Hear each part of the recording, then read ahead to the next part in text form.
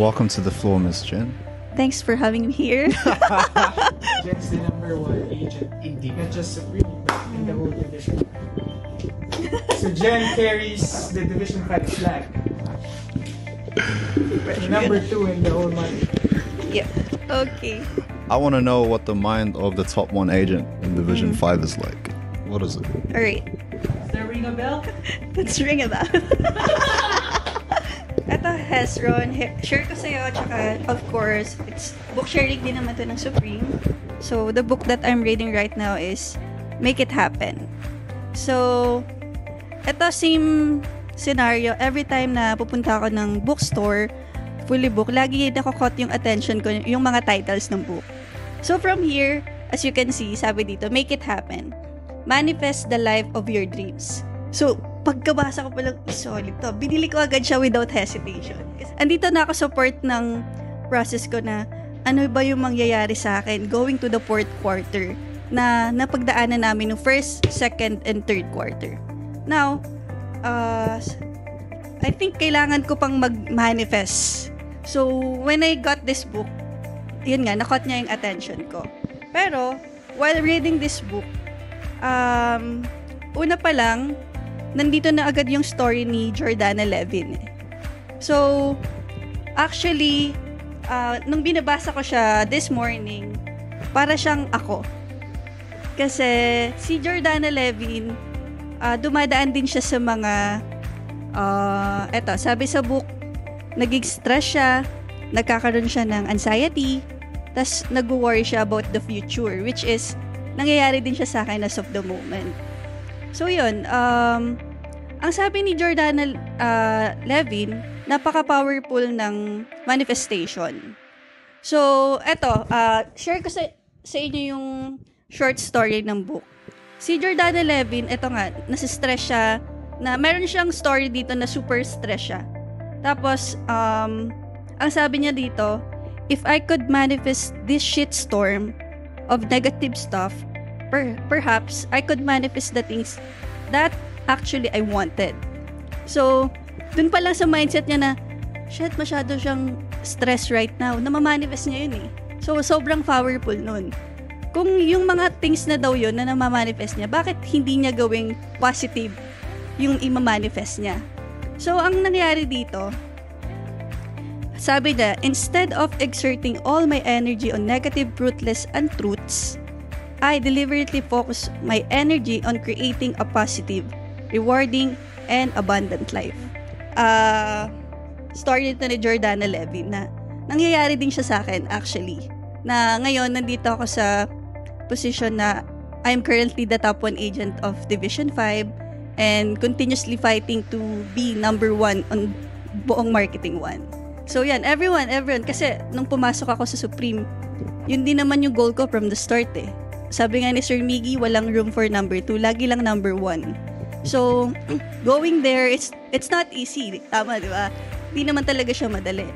So, lagi yan magsa-start on your mindset like yung na-discuss nga ni Mark na solid nga lahat na ng book na na-share nila right now is ang galing na magkaka-connect siya from the atomic habits to your mindset and to manifestation. Nakita niya solid, di ba, sir? Na connect yung mga book na sinashare natin right now. Na actually, I have a lot of books sa bahay, pero ito yung na-pick ko, na hindi ko alam na yan pala yung isi-share nyo today. Sabi pa dito, manifestation equation is the sum of its part. If you exclude or ignore one part of the equation, the whole thing falls apart. So, itong sinabi dito ni Jordana, it leads me dun din sa previous book na binasa ko. Sabi dun sa Leading in Tough Times, pag may na-miss ka dun na isang part, hindi mo na siya mabubuo eh. Like the process of Supreme, pag di ka nagbasa ng libro, tas magkakaroon tayo ng book sharing, wala, di ka kompleto. Ganun siya nag-work. That's how it works kung gaano ka-importante tong book sharing or parts ng process natin. So, yun. May question ka? May question ka ba? Ezzy?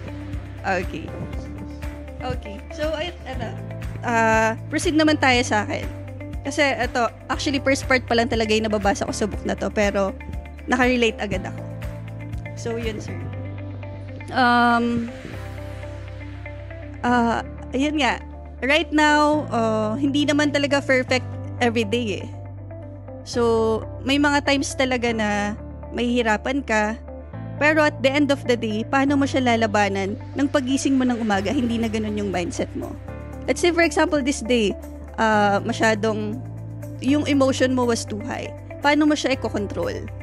Para makabalik yung normal emotion mo, para to give you on track ulit dun sa goal na gino-goal mo. So, it's all about manifestation. Paano mo ima-manifest?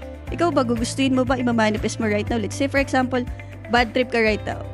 Gusto mo ba bad trip ka the whole day? Yun ba yung gagawin mong mindset? Of course, you need to change it quick, di ba? Kailangan mo siyang i-change agad-agad. So, thankful ako kay Mark actually kasi si Mark yung sa akin, nagre-remind sa akin na, Jen, control your emotion, ganyan-ganyan. So, thank you, Brody. Yun, solid yun.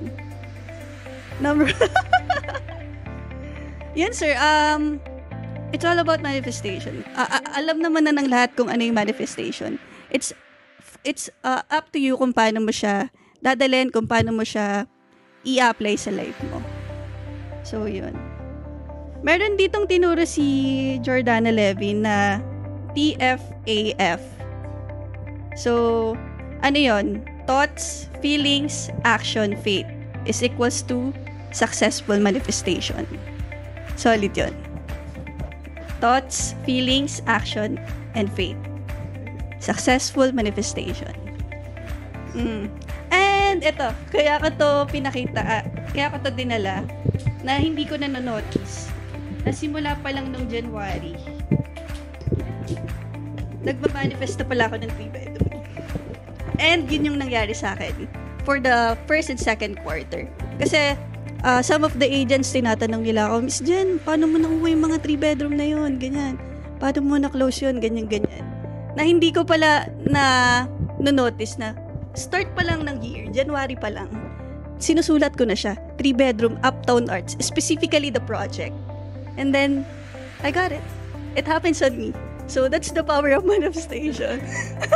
It's real. Yeah, solid yan. Yan lang. Ayun na yun, sir. Solid. So, excited pa ako sa mga